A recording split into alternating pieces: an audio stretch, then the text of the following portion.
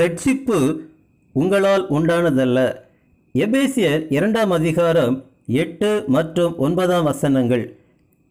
கிருபையினாலே விசுவாசத்தை கொண்டு ரட்சிக்கப்பட்டீர்கள்.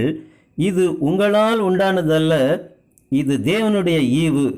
ஒருவரும் பெருமை பாராட்டாதபடிக்கு இது கிரியைகளினால் உண்டானதல்ல.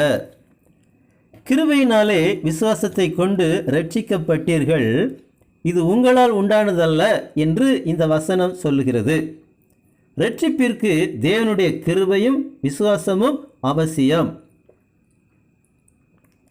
ஆனால் அந்த விசுவாசமும் நம்மால் உண்டானதல்ல, அந்த விசுவாசம் தேவனால் உண்டானது என்பதை நாம் அறிந்து கொள்ள வேண்டும். தேவனிடத்தில் வார்த்தையாக இருந்தவர் பரிசுத்த ஆவியினால் ஒரு கன்னியனிடத்தில் பிறந்து மாம்சமாக வெளிப்பட்டார் என்று பரிசுத்த வேதாகமும் சொல்லுகிறது. இதை நிரூபிக்க முடியுமா? பிறகு எப்படி இதை ஒருவரால் விசுவாசிக்க முடியும்? அப்படி விசுவாசிக்க செய்கிறவர் பரிசுத்த ஆவியானவர். இயேசு கிறிஸ்து சிலுவையில் மரித்தார் என்று சரித்திரம் நிரூபிக்கிறது. ஆனால் அவர் 3ஆம் நாளில் உயிர்த்தெழுந்தார் என்று பரிசுத்த வேதாகமம் சொல்லுகிறது. இதை நிரூபிக்க முடியுமா? பிறகு ஒருவரால் இதை எப்படி விசுவாசிக்க முடியும்? அப்படி விசுவாசிக்க செய்கிறவர் பரிசுத்த ஆவியானவரே. ஆகவேதான் இந்த வசனம் ரட்சிப்பு உங்களால் உண்டானதல்ல என்று சொல்லுகிறது. ஒருவரும் பெருமை பாராட்டாதபடிக்கு இது கிரியைகளினால் உண்டானதல்ல என்று 9ஆம் வசனம் சொல்லுகிறது. நான் இதை செய்ததினால் ரட்சிக்கப்பட்டேன், அல்லது அப்படி நடந்ததினால் நான் ரட்சிக்கப்பட்டேன் என்று ஒருவரும் பெருமை பாராட்ட முடியாது.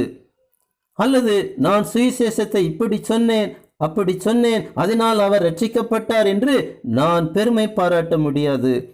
ரட்சிப்பு 100% தேவனால் மட்டுமே உண்டாகும்.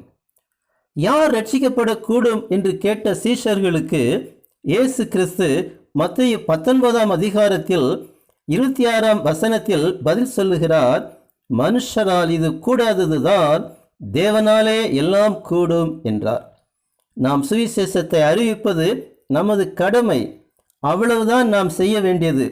அதில் யாராவது ரட்சிக்கப்பட்டால் அதற்காக பெருமை பாராட்டாமல் இயேசு கிறிஸ்து தம் சீஷர்களுக்கு சொல்லிக் கொடுத்தபடி அப்படியே நீங்களும் உங்களுக்கு கட்டளையிட்ட யாவற்றையும் செய்த பின்பு நாங்கள் அப்பிரயோஜனமான ஊழியக்காரர், செய்ய வேண்டிய கடமையை மாத்திரம் செய்தோம் என்று சொல்லுங்கள் என்று சொன்னதை நினைவு கூற வேண்டும்.